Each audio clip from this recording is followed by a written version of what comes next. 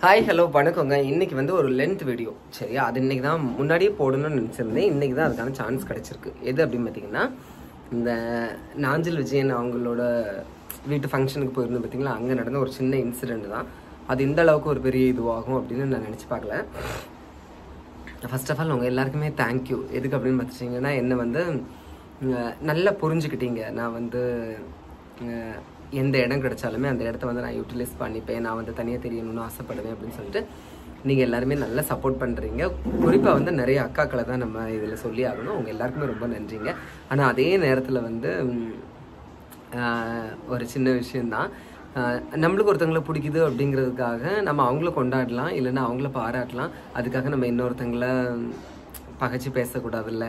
அதுதான் சரியா. என்ன அப்படின்னு பார்த்தீங்கன்னா, அந்த அந்த வளகாப்பு வீட்டில் வந்து நான் டான்ஸ் பண்ணியிருப்பேன். அதில் பின்னாடி வந்து ஒரு 2-3 பேர் நின்றுருப்பாங்க. அதில் ஒருத்தங்க வந்து தாமரை அக்கா, இன்னும் ஒருத்தங்க நேம் எனக்கு தெரியலை. எல்லாருமே டான்ஸ் பண்ணியிருந்தாங்க. அந்த டான்ஸில் வந்து பேக்ரவுண்டில் அவங்க அது உண்மையாகவே அப்படி பண்ணாங்களா, இல்லை வந்து அவங்க நார்மலாக தான் டான்ஸ் ஆடினாங்களா, இல்லை அதை நம்ம வந்து தப்பாக புரிஞ்சுக்கிட்டோமா, ஒன்றுமே எனக்கே குழப்பமாக தான் இருக்குங்க. ஏன்னா நானுமே யாராவது டான்ஸ் ஆடி இருந்தாங்கன்னா பின்னாடி இருந்து நான் அவங்க பின்னாடி இருந்து ஆட மாட்டேன், அவங்களுக்கு முன்னாடி இருந்து. ஏன்னா இப்போ ஒருத்தங்க நம்ம கஷ்டப்பட்டு ஆடுறோம் அப்படின்னு பார்த்தீங்கன்னா, அவங்களோட ஃப்ரேமுக்கு நம்ம வந்து ஒரு முக்கியத்துவம் கொடுத்து நம்ம என்ன செஞ்சிடணும், நான் தள்ளி நின்றுவேன். அதுதான் என்னோட பழக்கம். ஏன்னா ஒவ்வொருத்தங்களுக்கும் ஒவ்வொரு இண்டிவிஜுவாலிட்டி இருக்கும். அந்த மாதிரி தான். அப்போ வந்து அவங்க வந்து சினிமா துறையில் அந்த சீரியல் இண்டஸ்ட்ரியில் இருக்கிறதுனால அவங்க என்ன பண்ணாங்கன்னா, அவங்களுக்கு அது ஒரு பெரிய விஷயமா தெரியலை. ஆனால் நீங்கள் என்ன பார்க்குறவங்க ஃபாலோ பண்ணுறவங்களுக்கு வந்து அது வந்து கொஞ்சம் பெரிய விஷயமா தெரிஞ்சிருக்கு. நீங்கள் எனக்கு அவ்வளோ சப்போர்ட் பண்ணுறீங்க, அதுக்கு நான் உங்களுக்கு ரொம்ப கடமைப்பட்டிருக்கேன். ஆனால் அவங்கள வந்து நம்ம திட்ட வேண்டாம் பார்த்துக்கோங்க சரியா. ஏன் அப்படின்னு பார்த்தீங்கன்னா, அவங்கள திட்டுறது கூட ஓகே தான். ஆனால் அவங்களோட பாஸ்ட் எல்லாம் சேர்த்து வச்சு பேசியிருந்தாங்க. அது எனக்கே கொஞ்சம் கஷ்டமாக இருந்துச்சு. என்ன அப்படின்னா, இப்போ நான் வந்து படிச்சிருக்கேன், நான் ஒரு டீச்சராக இருந்திருக்கேன், எல்லாமே உங்களுக்கு தெரியும். ஆனாலும் இந்த சோஷியல் மீடியாவில் நான் வந்து இந்த அளவுக்கு வந்துட்டுருக்கேன். அதுக்கு காரணம் வந்து நீங்கள் கொடுக்குற சப்போர்ட் தான். ஆனால் அந்த தாமரை அக்கா வந்து ஊர்களில் வந்து தெருக்கூத்தில் இருந்து நாடகம் இதில் எல்லாம் நடித்து வந்தவங்க. அப்போ அவங்களோட வாழ்க்கையில் அவ்வளோ ஒரு கசப்பான அனுபவத்தை என்ன செஞ்சுருப்பாங்க, சந்திச்சிருப்பாங்க. அதை தாண்டி தான் இன்றைக்கி கொஞ்சம் எஸ்டாப்ளிஷ் ஆகியிருப்பாங்க. ஆனால் அதில் நிறைய பேர் சொல்லியிருந்தீங்க, நீங்கள் பழைய கடந்து வந்த பாதையெல்லாம் நீங்கள் மறந்துட்டீங்க அப்படி எல்லாமே நம்ம பேசியிருந்தோம். நான் இல்லை, நீங்கள் எல்லாருமே மீன்ஸ் அதை பேசுறதுக்கு காரணமானது நான் தான். அதனால் நானும் ஒரு விதத்தில் அதனால தான் நம்ம அப்படின்னு சேர்த்து சொன்னேன். அதில் வந்து அவங்க எப்படி பண்ணாங்கன்னு எனக்கு தெரியல. நான் மறுபடியும் அதை தாங்க நான் சொல்கிறேன். நம்மளை மட்டுமே பார்த்துக்கலாம் அப்படின்னு சொல்லிட்டு இன்னும் கொஞ்சம் பேர் வந்து அவங்களோட ட்ரெஸ்ஸிங் சென்ஸை வந்து கொஞ்சம் விமர்சனம் பண்ணியிருந்தீங்க. அவங்களுக்கு என்ன இதோ நம்மளுக்கு தெரியல.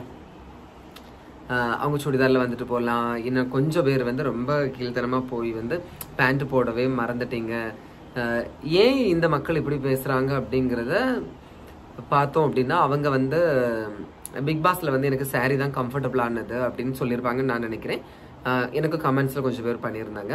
அதனால தான் மக்கள் வந்து இதை பண்ணுறாங்கன்னு நினைக்கிறேன். எப்போவுமே மக்கள் வந்து யதார்த்தமாக இருந்தால் நல்லா கொண்டாடுவாங்க. நம்ம கொஞ்சம் இதாக பண்ணணும் அப்படின்னா வந்து மக்களை ஏற்றுக்க மாட்டாங்க.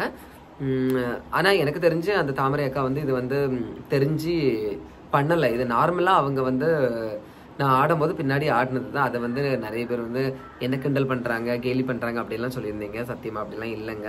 பாவம் அந்த அக்கா, நீங்கள் யாரும் திட்டாதுங்க. ஏன்னா அதுக்கப்புறம் வந்து இன்னும் கொஞ்சம் பேர் அதில் நான் ஒரு முட்டாள்தனம் பண்ணிட்டேன். என்ன அப்படின்னு பார்த்தீங்கன்னா, எனக்கு கமெண்ட்ஸ் பண்ணியிருப்பாங்க பார்த்தீங்களா, எல்லா கமெண்ட்ஸ்க்கும் நான் லைக் போட்டு விட்டுட்டேன். நான் எப்போவுமே வந்து எனக்கு பாசிட்டிவ் கமெண்ட்டோ நெகட்டிவ் கமெண்ட்ஸோ எந்த கமெண்ட்ஸ் வந்தாலுமே நான் அதுக்கு ஒரு லைக் போடுவேன். அது தெரியாமல் நான் இதுவும் போட்டோன்னா அந்த அக்கா வந்து ரொம்ப வருத்தப்பட்டுக்கிட்டாங்க. கமெண்ட்டில் திட்டுறாங்க, நீ அதுக்கும் லைக் போடுற அப்படின்னு சொல்லிட்டு. சத்தியமாக நான் அந்த இடத்துல நான் திட்டலக்கா. அதுக்கான காரணம் வந்து இதுதான். சத்தியமாக உங்களை ஹர்ட் பண்ணணுங்கிறது என்னோட எண்ணம் கிடையாது. நீங்கள் இன்னும் பெரிய லெவலுக்கு நீங்கள் வாங்க.